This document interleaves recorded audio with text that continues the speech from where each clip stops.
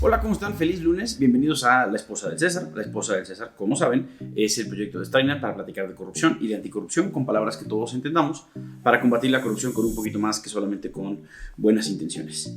Ok, todos los programas tenemos una noticia, un caso y una tipología. La noticia de hoy tiene que ver, todas relacionadas con corrupción. La noticia de hoy tiene que ver con el primer ministro de Israel, Benjamin Netanyahu, o Benjamin, como le quieran llamar. Vale. ¿Qué es lo que está sucediendo? Bueno, pues en los últimos 4 días se presentaron acusaciones formales en contra de Netanyahu por actos de corrupción. Son 3 denuncias en particular y por distintos delitos todos relacionados con actos de corrupción. La forma en la que están estructurados los casos y en la que se han filtrado las noticias es con los nombres 1000, 2000 y 4000. Bueno, el caso 1000 en el caso 1000 lo acusan al primer ministro de fraude y de abuso de confianza. ¿Qué es fraude? Bueno, engañar a alguien con la intención de generar un beneficio indebido. ¿Qué es abuso de confianza? Es cuando un servidor público toma recursos que son públicos y los usa para otra cosa. Cuando un político roba. Bien.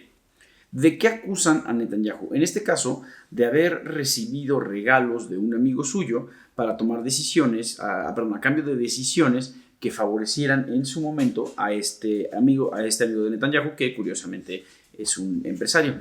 Se le acusa de haber recibido botellas de champaña y puros.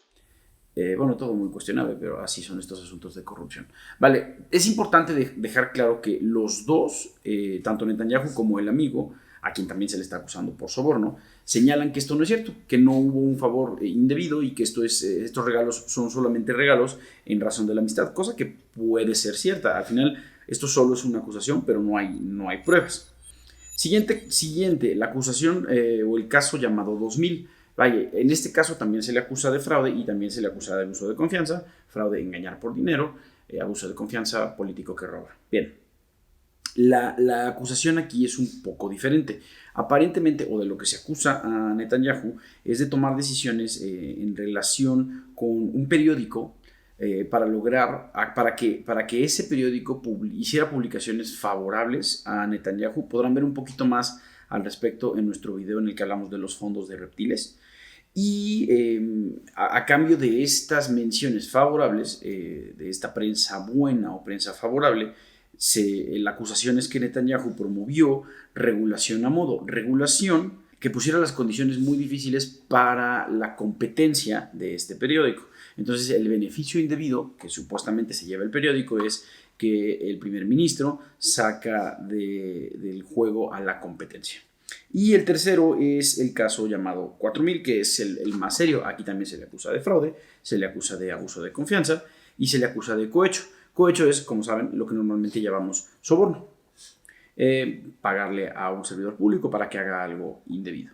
Y esto es bastante grave. En esta acusación se dice o se presume que Netanyahu promovió regulaciones en materia de telecomunicaciones y decisiones de reguladores en materia de telecomunicaciones que fueran favorables para una empresa o desfavorables para la competencia de esa empresa, a cambio de que esta empresa le diera prensa buena, prensa favorable en una página de internet. Básicamente, tú dices cosas buenas de mí en tu página de internet y yo me encargo de que los órganos reguladores, estas oficinas de gobierno, hagan las cosas muy, muy difíciles para tu competencia. Ok. Esto es gravísimo y es muy importante por un montón de razones. No es tan fácil como decir, este señor es un corrupto, que tampoco decimos que no lo sea. El hecho de que se acuse a un jefe de Estado siempre es una cosa seria, pero siempre tenemos que preguntarnos, como en todos los casos de corrupción, ¿quién se beneficia? ¿Bien? ¿Quién se puede beneficiar de esto? Tenemos que recordar que, para poner esto en un poquito de contexto, Israel está pasando un momento político muy complicado. En este año, solo en 2019, han hecho 2 elecciones y aún así no han podido formar su gobierno por cuestiones, algunas de regulación y algunas cuestiones sociales, pero el resultado es que, pues sí, todavía no forman un gobierno sucesor. ¿Qué significa esto? Que posiblemente tenga que haber una tercera elección, cosa que es inaudita en la historia de Israel y, pues bueno, en la mayor parte del mundo moderno. Es inaudito pensar que en una democracia se hagan 3 elecciones en el mismo año con la misma finalidad, con formar el mismo gobierno. Entonces es posible que esto sea pues un medio de presión, de presión hacia el propio Netanyahu para que dimita de su cargo. Por un lado está esto, por otro lado, esto solamente son acusaciones, se tienen que hacer las investigaciones y él ahora es primer ministro. En caso de que se inicie una investigación y se inicie un proceso judicial, ese proceso judicial puede durar años y durante todo ese lapso él seguirá ocupando su cargo. Lo cierto es que esto puede ser un pretexto muy interesante. Estas noticias o estas acusaciones de corrupción puede ser un pretexto muy interesante para hacer valer un voto de censura. ¿Qué es un voto de censura? Es un concepto muy interesante. En una organización o en un gobierno, cuando sus integrantes ya sencillamente no confían o consideran que su dirigente, en este caso Netanyahu, ya no puede desempeñar su cargo porque ya no tiene capacidades, porque ya no tiene integridad, porque se encuentra comprometido por distintas razones. Sencillamente consideran que ya no puede hacer su trabajo, entonces se llama a un voto y con ese voto se le quita del cargo. Esto es, bueno, no es muy común, pero es relativamente común o sucede más dentro de las empresas gigantescas. También pasa en el gobierno y es posible que los opositores políticos de Netanyahu estén utilizando esto para llamar un voto de censura de parte de su equivalente a una Suprema Corte, de su Supremo Tribunal, diciendo, bueno, pues esta persona sencillamente ya no podemos confiar que lleve el gobierno de forma honesta y solicitamos que se lo remueva, para poder así evitarse el riesgo de que en esta tercera elección pues las cosas no les sean favorables. Entonces todo esto es muy cuestionable por todos lados. Significa que no es corrupto de ninguna manera. No podemos decir que él no es una persona corrupta, pero no podemos decir también que sí. Hasta ahorita siguen las investigaciones. Sin duda nos vamos a enterar pronto de cómo resulta. Estupendo, vamos al caso. Como saben, Transparencia Internacional cumple 25 años, hace una lista de los 25 casos más importantes de corrupción, lo que ellos consideran, y nosotros hacemos nuestra versión de esa lista o platicamos un poco al respecto. Hoy toca platicar acerca del escándalo de Jade de Myanmar, o lo que antes se conocía como Burma. Bien, ¿qué pasa? En Myanmar el escándalo, o lo más notorio, lo que trascendió en las noticias, es que había una paraindustria de explotación y de minería de Jade. Claramente es un recurso que se encuentra con cierta abundancia en Myanmar y su explotación requiere, como en todos los países, regulaciones, permisos, mucho trabajo, muchos procesos muy complicados y bueno, se extraen los recursos minerales. Eso es exactamente lo que no pasó en Myanmar. Resulta que el lugar tiene tantos recursos, es tan rico en recursos, pero también tan profuso en corrupción, que estos dos factores coincidieron para que empresarios e inclusive miembros de la delincuencia organizada, narcotraficantes, mafiosos, se empezaron a dedicar al negocio de la minería de forma accesoria, un negocio pequeño que tienen aparte. Bien, ¿qué es lo que pasaba? Estos empresarios y estas personas, pues al final delincuentes o que vivían al margen de la ley, pagaban sobornos al gobierno de Myanmar no para que les dieran licencias, que eso habría sido todavía un poquito más ordenado dentro de la corrupción. No, sencillamente para hacerse de la vista gorda, todas las personas que se encargan de regular la minería sencillamente iban a fingir que nada estaba pasando y entonces se montaban minas completas de forma clandestina en las que se explotaba el jade. Y bueno, ¿cuál era la finalidad? Principalmente exportar ese jade, contrabandearlo a China para que China se comercializara a veces como jade chino o a veces simplemente en el mercado negro, que es realmente prolífico en cuestión de este producto. Llegó a tanto, el problema por sí solo no parecería tan grande, pero este es uno de esos casos en los que lo más importante es la cantidad de dinero que significó. Pues resulta que a raíz de esto, las personas que estaban traficando con jade se llevaron un beneficio de 31,000 millones de dólares, una cantidad ridícula de dinero, y de forma indirecta se afectó a los impuestos del gobierno de Myanmar por una cantidad de 6,000 millones de dólares, que tampoco es poca cosa. ¿Qué es lo grave? Sí, claro, la cantidad es terrible, pero además la forma en la que se socavaron,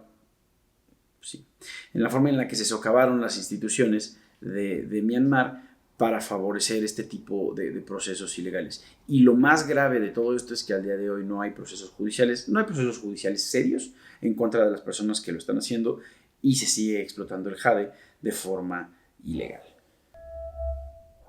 Estupendo. Vamos a la tipología. Como platicamos siempre, la tipología es el ejemplo específico o los pasos concretos que se siguen para hacer algo, la forma específica en la que cometemos un acto de corrupción. Y hoy vamos a platicar acerca de socavar las instituciones de forma velada para deshacerse de ellas. Ya hemos platicado en varios episodios acerca de la corrupción política. Ya sabemos que corrupción es el abuso de una posición de privilegio para generar un beneficio indebido. Bien, bueno, pues la corrupción política es la manipulación de las instituciones públicas, de las reglas procesales, que son las reglas del juego, o de las políticas públicas para conservar poder, para conservar riqueza o para conservar estatus. Ok, esto es de forma general. ¿Se puede hacer de muchas maneras? Sí. Es muy común que a las personas poderosas, a los administradores públicos poderosos y corruptos, les incomoden ciertas instituciones dedicadas generalmente a las cuestiones de transparencia, a las cuestiones de democracia, a la rendición de cuentas, todas estas cosas que aparentemente, que en realidad nos hacen la vida mejor o hacen que la vida pública sea mejor, pero a ellos pues les dificultan su misión de perpetuarse en el poder. Ok.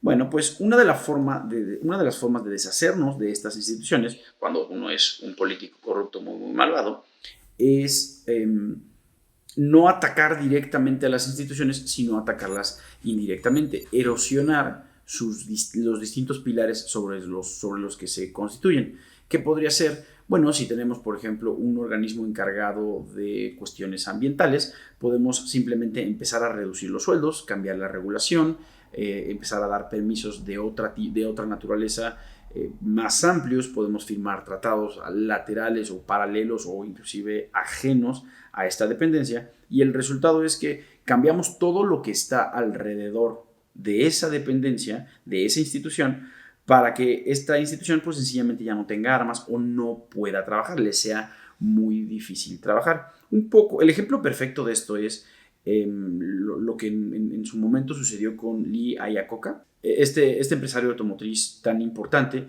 al que llegó un momento en que su sueldo se volvió impagable, sus prestaciones eran tan altas que sencillamente ya era insostenible tenerlo, y se lo empieza a maltratar, se empiezan a cambiar las reglas, se empiezan a cambiar sus descripciones de puesto, etcétera, hasta que llega un momento en que el señor simplemente se tiene que presentar y no puede hacer nada, y bueno, simplemente va a renunciar. ¿De qué otra forma se puede manifestar esto? Si yo, por ejemplo, soy un jefe de Estado y me encuentro ante una institución que no me conviene la forma en que trabajo, pues una de las cosas que puedo hacer es atacar su presupuesto. Si esta organización, por ejemplo, se dedica, como en el caso de México, a organizar las elecciones, el Instituto Nacional Electoral, y a mí no me acomoda la forma en la que está operando, puedo intentar modificar las reglas generales sobre salarios de servidores públicos para limitar los salarios, las reglas generales para la operación de órganos autónomos, para limitar su campo de acción, puedo inclusive reducir su presupuesto, todo con la finalidad de ir erosionando poco a poco las bases sobre las que se asienta esta institución, para que llegue el momento en que sencillamente no tenga poder, y cuando esté completamente marchita, pues simplemente nos deshacemos de ella. Esto es corrupción política, sin duda. Es una forma de manipular las instituciones políticas y las reglas procesales para preservar el poder y el estatus. Perfectísimo, pues eso fue todo por hoy.